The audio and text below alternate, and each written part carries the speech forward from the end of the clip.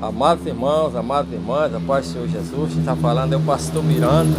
Nós estamos hoje, irmão, trazendo um comentário rápido para vocês sobre a leitura diária de hoje, que nós encontramos no segundo livro dos Reis, capítulo 24 e 25.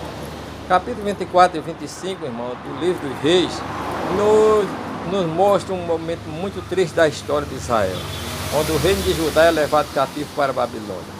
Nós vemos no capítulo 24 dizendo, irmão, que quem reinava naquela época era Jeoaquim. Jeoaquim fez o que era mal aos olhos do Senhor e o Senhor entregou na mão dos babilônios.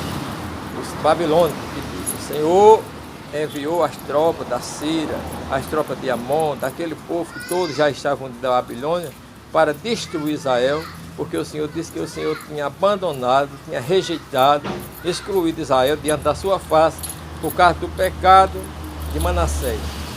Manassés foi um rei que introduziu a idolatria, a maldade, a violência dentro de Israel, profanou a casa do Senhor, amado.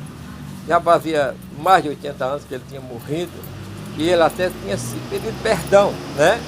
Nos seus últimos dias. Porém, a consequência dos seus pecados, amados irmãos, ficaram. A Bíblia diz, irmãos, que não vos enganei, Deus não se deixa enganar, que tudo que o homem semear, isso também se fará. O que semeia no Espírito, o Espírito se fará a vida eterna, para o que semeia na carne, da carne se fará a corrupção. Lembrar, irmão, que o povo de Israel não era obrigado a pecar como Manassés.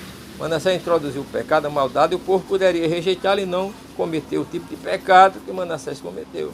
Mas, pelo contrário, o povo mergulhou com Manassés na pecaminosidade, na desobediência e no confronto contra o Deus de Israel. Então Deus agora estava punindo o povo pela maldade que fez. Israel passou 3 anos, primeiramente, irmãos, subjugado sob Babilônia. Depois nós vemos que Jeoaquim morreu, seu filho Joaquim se rebelou, começou a reinar e se rebelou contra o rei da Babilônia. E o rei de Babilônia veio, levou de novo uma leva de pessoas de Jerusalém, entre eles sábios, entendidos, o sacerdote e os reis também, né? E nós vemos que ele estabeleceu um novo rei em Jerusalém que chamava Zedequias. Com o passar dos anos, Zedequias também rebelou-se contra o rei de Babilônia, promoveu um grande motim em Israel, de sorte que o rei de Babilônia agora veio para destruir Israel. Levou a família real, levou os sábios, levou os sacerdotes, todos entendidos, levou os vasos da casa do Senhor, derrubou as colunas de ouro, tirou todo o ouro, toda a prata, botou fogo na cidade de Jerusalém e também no templo. E a partir daí, irmão, consumou-se a queda do reino de Judá e de Jerusalém. A partir daí o rei deixou, meus amados irmãos, pessoas pobres, agricultores, ali no sítio trabalhando, e colocou as Gedalias, né, para ficar governando aquele povo. O povo, judeus revoltados com o rei de Babilônia, assassinaram as Gedalias. E a partir daí, temendo que o rei de Babilônia viesse destruí-los, eles fugiram para o Egito, e assim se consumou plenamente, irmão, o exílio babilônico, né, que durou 70 anos, conforme o profeta Daniel, conforme o profeta Isaías também tinha falado, o profeta Jeremias, não é? Que Deus levaria o povo.